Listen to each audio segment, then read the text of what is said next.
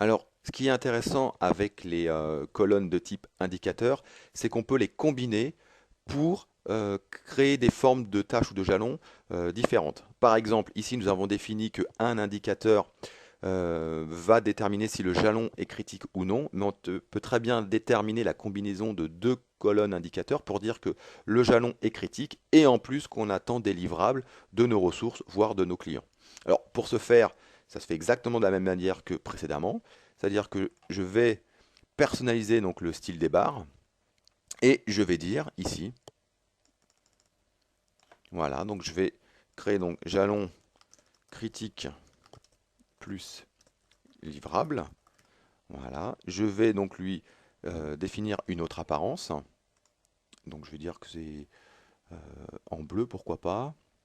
Voilà, je vais prendre quelque chose, ce type de, voilà, ici. Je vais dire bah, qu'il n'y a rien au milieu. Et c'est là où c'est important, donc c'est dans la définition. On va dire que c'est un jalon et que c'est aussi dépendant de la colonne indicateur 1, mais aussi de l'indicateur 2. On va dire que ça représente la fin de fin à fin et on va cliquer sur OK. Ce qui fait que maintenant, si je rajoute la colonne indicateur 2, ici, on va la renommer.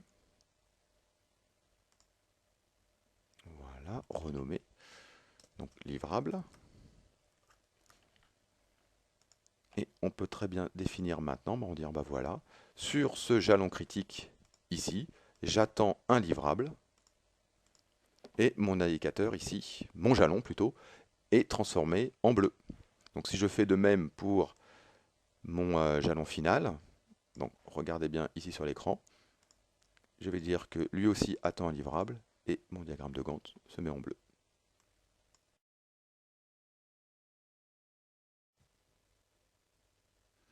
Alors, ce qui peut être intéressant dans ce type d'affichage, une fois que nous avons créé la forme des jalons que l'on souhaite avoir, l'idée, ça serait de pouvoir reporter ces formes sur les tâches récapitulatives. Donc, pour ce faire, toujours dans le style des barres, nous allons utiliser la notion de reporter. Donc, pour ce faire ici, on va par exemple, pour nos jalons critiques, on va les créer un affichage ici reporté. Voilà, donc jalon critique, reporté. On va donc, ce qu'on va faire, on va définir exactement la même forme. Voilà, et on va le mettre en rouge.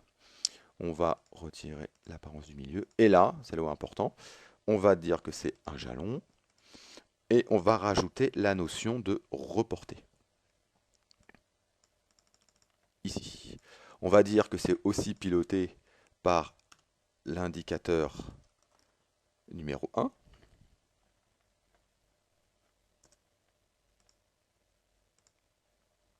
Et on va mettre les notions de fin à fin.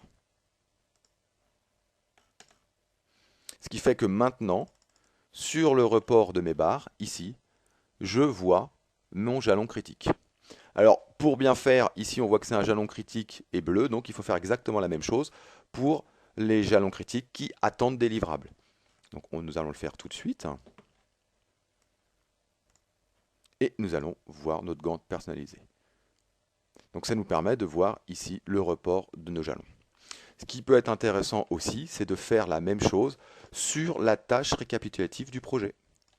Donc, pour ce faire, un double clic sur la tâche récap du projet et de cocher la case afficher les barres du Gantt reporté. Et on retrouve ici nos jalons reportés sur notre tâche récapitulative du projet. Ce qui peut être intéressant, c'est de créer une vue très synthétique. Donc la vue que j'aime bien, moi, c'est ce type de vue, où en plus je masque la barre de la tâche et de ne sortir qu'une vue jalon. Ça me permet de voir le jalonnement de mon projet et de voir les jalons particuliers comme les jalons critiques et les jalons critiques qui attendent des livrables.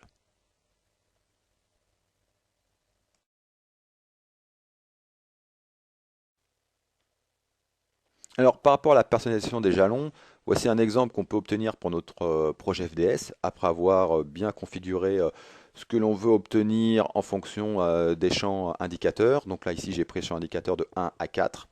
Donc là, par exemple, on peut voir sous forme d'étoile les jalons qui sont terminés, sous forme de rond vert les jalons sur lesquels un livrable a été donné et terminé, et ainsi de suite, les jalons critiques et les jalons sur lesquels on attend encore des livrables clients. Ce qui est intéressant, c'est que si on consolide au niveau du projet FDS lui-même, ça nous permet d'avoir une ligne récapitulative avec que les jalons que l'on désire piloter, et en plus avec un état particulier sur ces jalons, pour savoir si c'est un jalon critique, avec livrable, etc. Alors maintenant, nous allons voir une autre astuce qui consiste en la création de master projets, de master plans ou de projets consolidés. Pour ce faire, il y a plusieurs manières. Soit on prend notre projet ici et puis on fait insertion, projet, et on va chercher les projets que l'on souhaite rajouter dans le projet déjà ouvert. Ceci dit, cette méthode peut être vite fastidieuse. L'idée, c'est de, par exemple, d'ouvrir deux projets dans des fenêtres différentes. Donc ici, par exemple, j'ai un autre projet qui est un projet commercial construction. Et se dire, bah voilà, j'aimerais consolider mon projet commercial construction avec mon projet FDS, par exemple. Alors, pour ce faire, on va utiliser le menu fenêtre, ici, et on va demander de créer une nouvelle fenêtre. Lors de la création de cette nouvelle fenêtre, on va choisir les projets que l'on désire y voir affichés, choisir le type d'affichage par défaut que l'on souhaite obtenir, et on va cliquer sur OK. Et là, on va obtenir une fenêtre qui va nous consolider directement nos deux projets. Ça permet de créer des master plans très rapidement, sans faire de manipulation fastidieuse ou d'aller chercher les projets stockés à droite à gauche. Bien entendu, on peut faire cette manipulation pour plusieurs projets. Une autre solution qui peut être intéressante aussi, c'est d'utiliser la solution Project Server. Donc ici, par exemple, j'utilise mon interface Project Web Access dans une vue type centre de projet. Ici, donc, une vue que j'ai créée par programme. Et si je suis responsable de programme et que je souhaite ouvrir tous les projets du programme TPCM, par exemple, il me suffit de sélectionner le niveau de consolidation qui m'intéresse et de cliquer sur le bouton Modifier. Le fait de faire ça, je vais descendre tous les projets du programme TPCM directement dans mon outil de planification Project Professional. Donc là, les projets sont en train de redescendre sur mon poste de travail. Donc à partir du serveur, directement sur mon poste de travail, consolidé dans un master plan. Voilà, donc là les projets sont redescendus directement dans mon outil de planification. Ce qui me permet de voir maintenant très rapidement donc, le projet qui me sert de pilotage avec mes jalons clés et les différents projets qui sont en dessous, je dirais, et qui constituent l'ensemble de mon programme.